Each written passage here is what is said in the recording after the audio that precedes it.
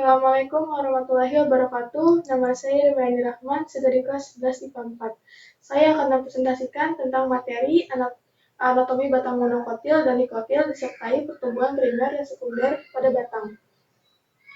Batang merupakan organ tumbuhan yang berfungsi untuk menegakkan tumbuh-tumbuhan, menghubungkan bagian akar dan daun, menopang daun, bunga, dan ruas pada batang di mana akan tumbuh daun atau nodus, dan bagian antara dua nodus yaitu internodus.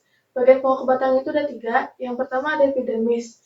Epidermis itu terdiri atas satu lapis sel-sel tersusun rapat tanpa ada ruang antar selnya. Dinding sel bagian luar itu mengalami penebalan zat kutin, dan beberapa jenis tumbuhan tuh punya hipodermis yang terletak di dalam epidermis. Epidermis itu punya beberapa modifikasi.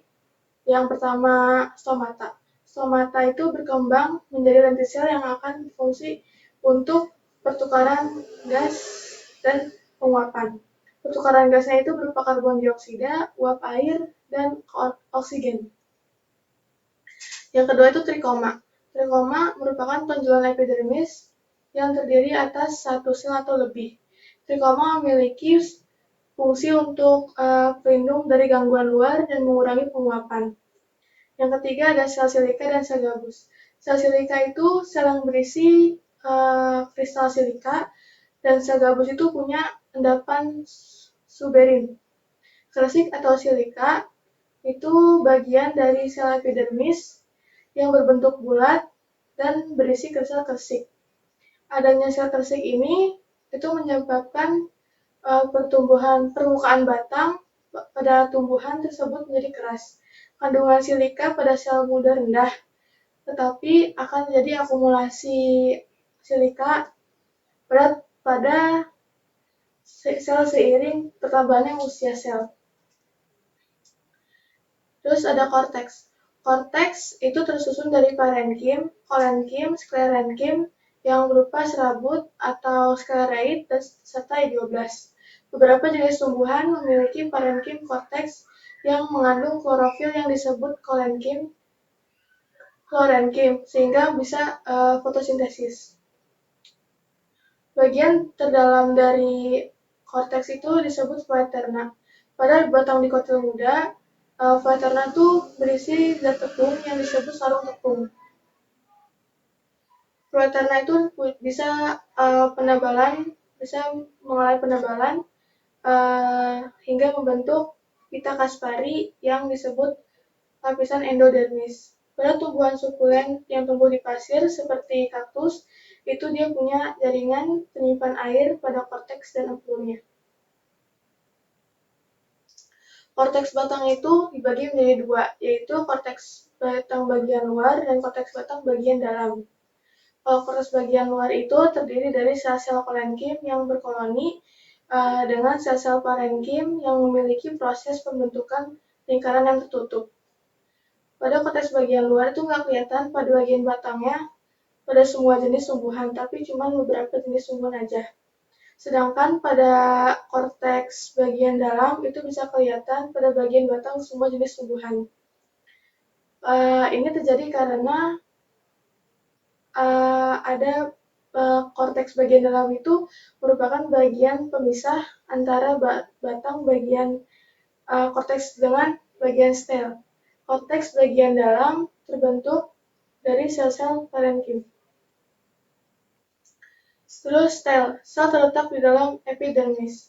Sel itu terdiri atas perikambium atau perisikel, parenkim, berkas pengangkut, dan empelur atau pit.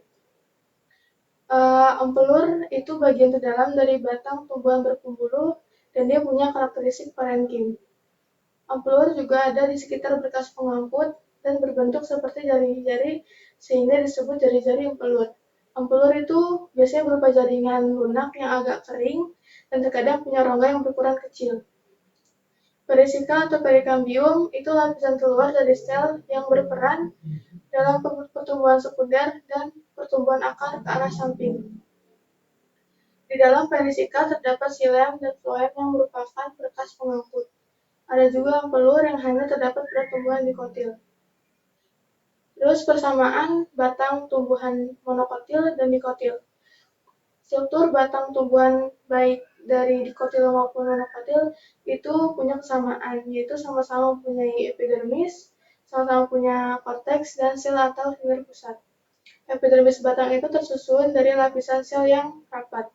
Pada dinding terluar lapisan epidermis terdapat kutikula yang memiliki fungsi untuk mencegah batang kehilangan kadar air yang jumlah yang banyak.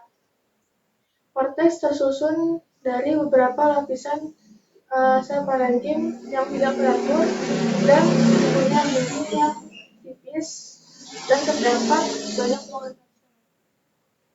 Pada bagian korteks itu ada paresel sklerenkim dan korenkim. Pada tumbuhan monokotil, sklerenkim dan korenkim ini yang jadi penyokong dan penguat batang. Dalam stel terdapat sel parenkim yang merupakan jaringan dasar dan pengisi dalam batang, tersusun atas perisikel dan berkas pembuluh. Perisikel adalah lapisan terluar sel yang menyelubungi pembuluh batang. Berkas pembuluh adalah jaringan yang berfungsi sebagai pengangkut zat. Berkas pembuluh itu ada xilem sama floem. Perbedaan anatomi batang monokotil dan dikotil. Kalau misalkan dilihat dari penampang batangnya, pada batang tumbuhan dikotil, dia itu lebih terstruktur yang membentuk satu lingkaran yang teratur.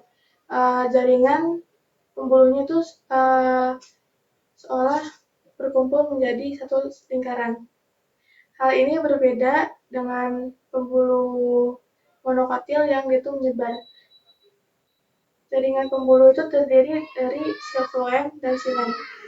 Kalau misalkan dikotil itu ada floemnya tuh ada di luar xilem, terus dia ada kambium, makanya ini disebut kolateral terbuka.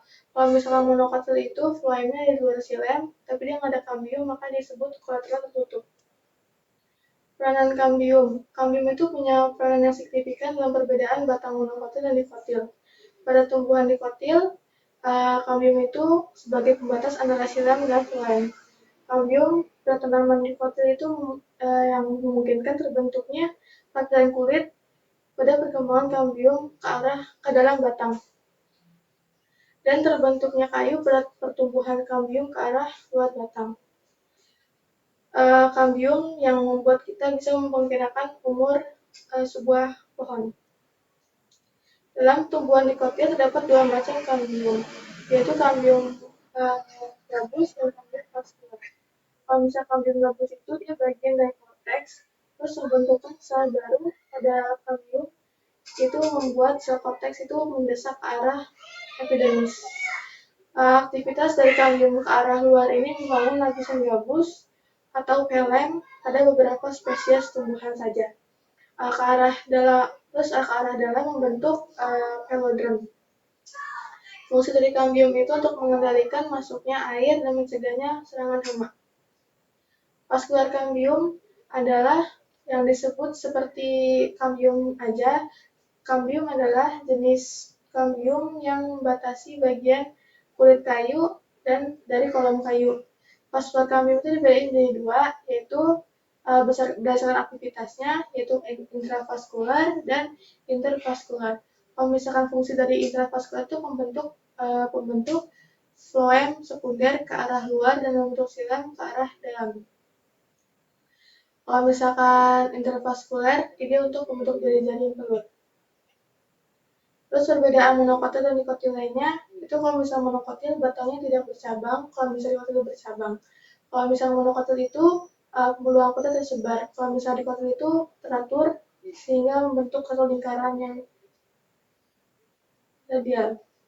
Monokotil dia mempunyai kambium vaskular, jadi dia nggak bisa membesar. Kalau misalnya dikotil itu punya, jadi bisa tumbuh besar. Kalau misalkan monokotil dia punya merisem inkalar, kalau dikotil dia nggak punya. Kalau misalkan monokotil itu dia punya jari-jari yang pelur, kalau misalkan dikotil itu dia punya berupa deretan parenkima di antara berkas pengangkut. Tidak, kalau misalkan monokotil itu nggak bisa dibedain mana korteks, mana amplopnya. Kalau misalkan itu ya bisa dibedain. Terus anatomi pertumbuhan primer dan sekunder pada batang. Struktur primer batang itu struktur jaringan yang terbentuk pada awal pertumbuhan batang pada ujung batang. Struktur primer batang monokotil. Struktur primer batang monokotil itu ada epidermis pada bagian luar, bagian dalamnya ada sklerenkima, parenkima, korteks, ikatan pembuluh, dan parenkima empelur. Ikatan pembuluh di struktur primer batang ini tersebar acak hingga empelur. Jadi ini nggak bisa dibedain mana korteks, mana empelur. Terus epidermis pada batang pada tumbuhan yang tergolong monokotil mempunyai bagian dinding sel yang cenderung lebih tebal kalau misalnya dibanding sama yang dikotil. Terus struktur primer batang dikotil. Yang pertama dari epidermis. Jaringan ini terbentuk dari sel-sel pipih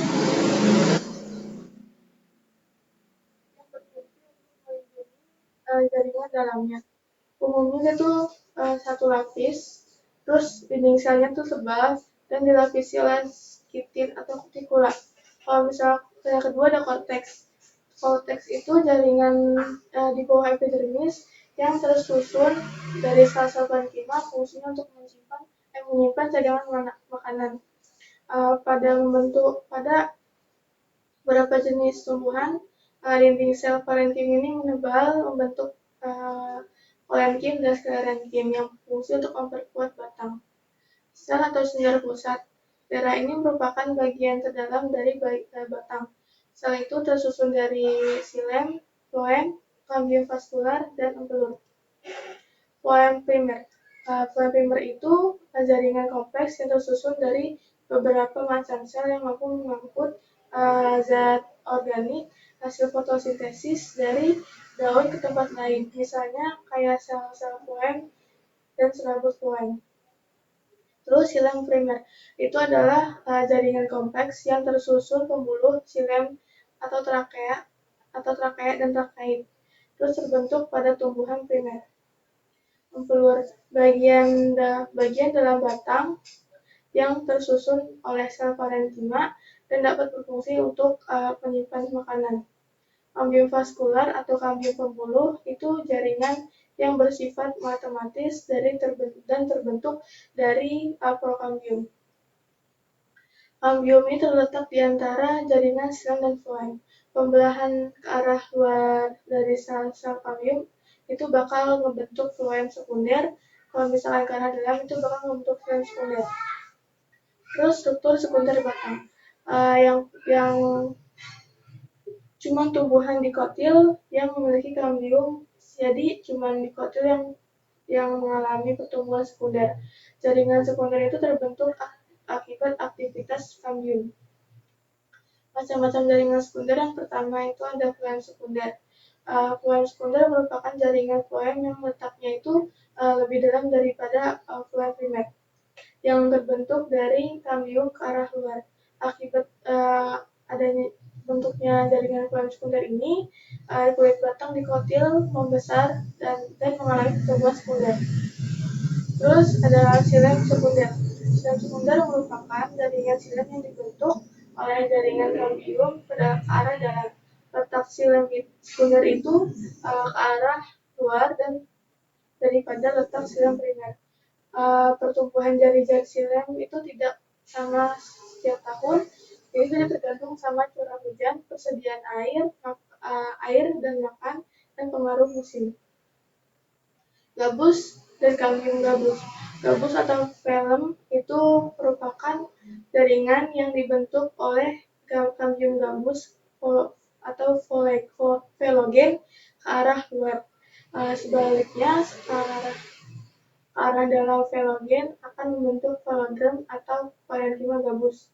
Gabus terdiri dari sel-sel dinding yang mengalami penebalan oleh suberin atau bersifat impermeable. Pada jaringan gabus di kulit batang itu ada inti sel. Terbentuknya menyerupai bisul yang punya lubang seperti jalan keluar masuknya udara. Sekian dari saya, kurang lebihnya mohon maaf. Wassalamualaikum warahmatullahi wabarakatuh.